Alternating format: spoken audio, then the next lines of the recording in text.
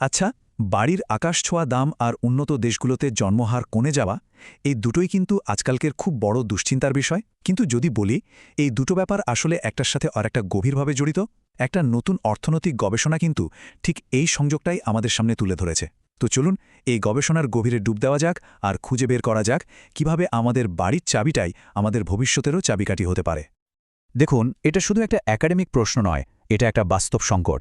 সারা উন্নত বিশ্বজুড়েই জন্মহার কমছে, আর এর কারণ হিসাবে কত কিছুই তো বলা হয়, নারী শিক্ষা থেকে শুরু করে অর্থনৈতিক অনিশ্চয়তা পর্যন্ত। কিন্তু আসল কারণটা কি?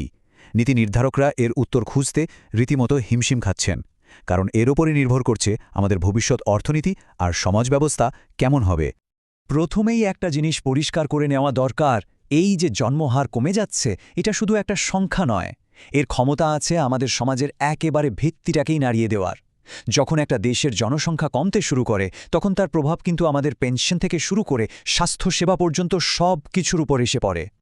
ব্যাপারটা কিন্তু খুবই সহজ, কিন্তু এর পরিণতি মারাত্মক। যখন দেশে তরুণদের সংখ্যা কমে যায় তখন অল্প কিছু কর্মজীবী প্রজন্মকে একটা বিশাল প্রবীণ জনগোষ্ঠীর ভার বইতে হয়। ভাবুন তো, ঠিক যেন একটা উল্টো পিরামিড।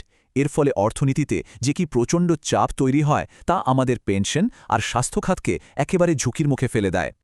বেশ, এবার আমরা এ বিশ্লেষণের একেবারে মূল যুক্তিতে প্রবেশ করছি। এই গবেষণাটা বলছে যে পরিবার বান্ধব বাড়ির দাম এবং তা কতটা সহজলভ্য সেটা জন্মহারের এই ধাঁধার একটা অত্যন্ত গুরুত্বপূর্ণ অংশ, যা প্রায়ই আমাদের চোখ এড়িয়ে যায়। এই স্লাইডের ডেটাটা সত্যি চোখে পড়ার মতো।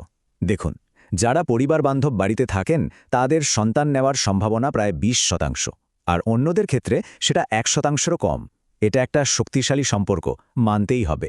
কিন্তু এখানেই আসল প্রশ্নটা আসে, বাড়ি কি সন্তান নিতে উৎসাহিত করছে, নাকি যারা সন্তান নিতে চান তারাই বড় বাড়ি কিনছেন? মানে এই সম্পর্কটা কিন্তু কারণ এবং ফলের নাও হতে পারে, আর এটাই এই গবেষণার মূল চ্যালেঞ্জ। এখানে একটা গুরুত্বপূর্ণ ব্যাপার হলো, শুধু যে সব বাড়ির দাম বেড়েছে তা কিন্তু নয়, বরং যে ধরনের বাড়ি একটা পরিবারের জন্য দরকার সেগুলোর দাম অসামঞ্জস্যপূর্ণভাবে অনেক বেশি বেড়েছে। এর ফলে একরকমের পরিবার বান্ধব বাড়ির জরিমানা তৈরি হয়েছে, মানে পরিবার গড়তে চাইলে তার জন্য চড়া মূল্য দিতে হচ্ছে। আর এই স্লাইডটা চমৎকারভাবে দেখাচ্ছে যে বাড়ির দামের এই সমস্যাটা তরুণদের জীবনকে কিভাবে সরাসরি প্রভাবিত করছে। পরিবার শুরু করার বয়সটা পিছিয়ে যাচ্ছে, আর অনেকেই বাধ্য হয়ে বাবা মায়ের সাথে থাকছেন। এটা কিন্তু শুধু একটা পরিসংখ্যান নয়, এটা লক্ষ লক্ষ তরুণের জীবনের কঠিন বাস্তবতা। তবে আসল কারণটা প্রমাণ করাটাই হলো সবচেয়ে বড় চ্যালেঞ্জ। মানুষের ব্যক্তিগত পছন্দ আর আর্থিক বাস্তবতা এমনভাবে জড়িয়ে আছে যেন এক জট পাকানো সুতো। কোনটা আগে আসে, পছন্দ নাকি পরিস্থিতি? এই জট না ছাড়ালে আসল কারণটা কখনোই পরিষ্কারভাবে বোঝা যাবে না। অর্থনীতিতে একে বলা হয় সিলেকশন বায়াস বা পছন্দের পক্ষপাত। সহজ কথায় এটা হলো সেই ডিম আর মুরগির চিরন্তন ধাঁধা। মানুষ কি বড় বাড়ি কেনে কারণ তারা সন্তান চায়, নাকি বড় বাড়িতে থাকার ফলেই তাদের সন্তান নেওয়ার ইচ্ছা জাগে? শুধু ডেটা দেখে এই পার্থক্যটা বোঝা প্রায় অসম্ভব। আর ঠিক এখানেই এই গবেষণাটি একটা অসাধারণ কাজ করেছে। এটি একটা খুব শক্তিশালী অর্থনৈতিক মডেল ব্যবহার করে মানুষের ব্যক্তিগত পছন্দকে সমীকরণ থেকে আলাদা করে দিয়েছে। ভাবুন তো, এটা যেন একটা ফিল্টার যা ব্যক্তিগত ইচ্ছার প্রভাবটুকু ছেঁকে ফেলে শুধু বাড়ির দামের আসল প্রভাবটা আমাদের সামনে পরিষ্কার করে তুলে ধরে। চলুন তাহলে পরের স্লাইডে যাই এবং দেখি এই মডেলটি গত কয়েক দশকে বাড়ির দাম বাড়ার কী পরিমাণ শক্তিশালী প্রভাব উন্মোচন করেছে। একটু চমকে যাওয়ার জন্য প্রস্তুত হন, কারণ প্রথম আবিষ্কারটি অসাধারণ।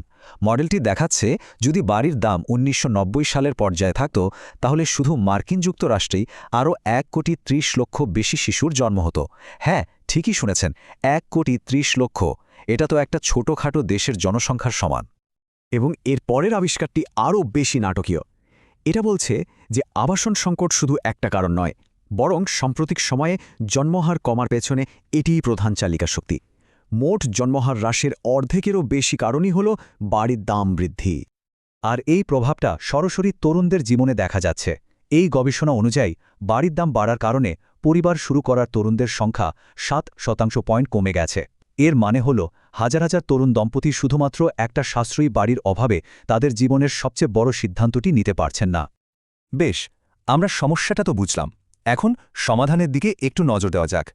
এই মডেলের একটা দারুণ ব্যাপার হলো এটা বিভিন্ন নীতির কার্যকারিতা পরীক্ষা করতেও সক্ষম। মানে এটা আমাদের বুঝতে সাহায্য করে কোন পলিসিটা সবচেয়ে ভালো কাজ করবে। এখানে নীতির বিতর্কটা বেশ স্পষ্ট। যে কোনো নতুন বাড়ি সরবরাহ করাই কি ভালো, নাকি জন্মহারের কথা ভাবলে বাড়ির ধরনটা বেশি গুরুত্বপূর্ণ? একদিকে আছে ছোট কম দামি ইউনিট বানানোর পলিসি আর অন্যদিকে আছে বড় পরিবার বান্ধব ইউনিট বানানোর পলিসি। এবং গবেষণার এই নীতিগত সিদ্ধান্তটি সম্ভবত সবচেয়ে গুরুত্বপূর্ণ। ফলাফলটা দেখুন, একই খরচে পরিবার বান্ধব বড় বাড়ি তৈরির নীতি জন্মহার বাড়াতে ছোট অ্যাপার্টমেন্ট তৈরির নীতি চেয়ে 2.3 গুণ বেশি কার্যকর। কারণটাও সহজ, ছোট ইউনিটগুলো একা থাকার প্রবণতা বাড়ায় আর বড় ইউনিটগুলো সরাসরি সে বাধাটা দূর করে যা পরিবারগুলোকে এতদিন আটকে রেখেছিল। তাহলে এই পুরো বিশ্লেষণ থেকে আমরা মূল কি শিক্ষা নিতে পারি? আসল কথাটি কি? লেখকের এই শক্তিশালী উক্তিটি আসলে পুরো বিষয়ের সারসংক্ষেপ। এটা খুব জোর দিয়ে বলছে যে নীতির ক্ষেত্রে একটা সুনির্দিষ্ট লক্ষ্য থাকাটা কতটা জরুরি। যা খুশি তাই বানালেই হবে না।